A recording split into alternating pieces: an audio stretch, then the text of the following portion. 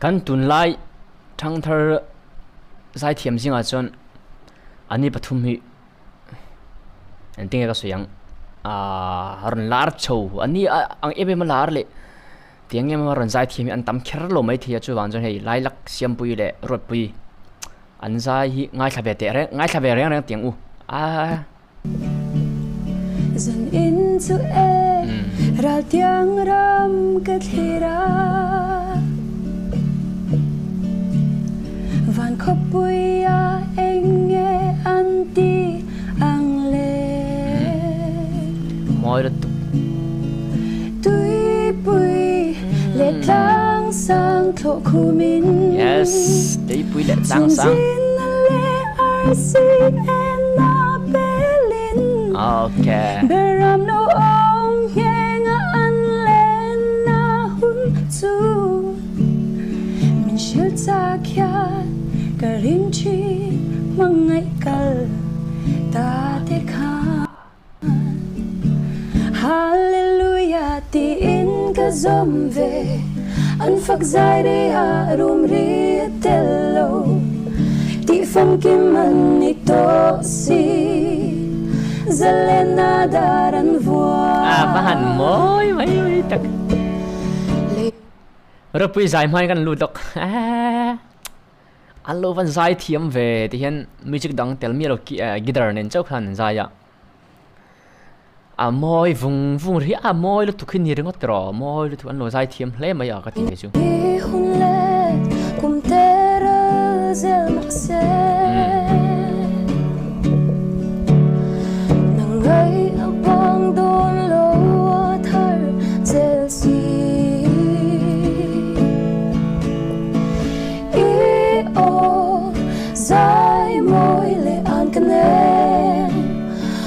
thiên lai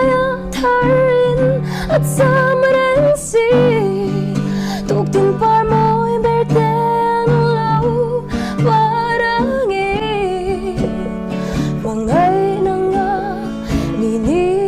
in lo siam tu ta okay Siampuii come on Siampuii ka dua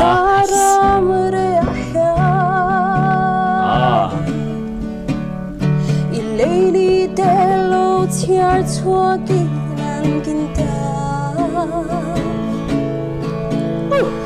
kum naram ti shai ilal pathuruk vang reng chung si Ruatpuii na van kong kalo hong tur chu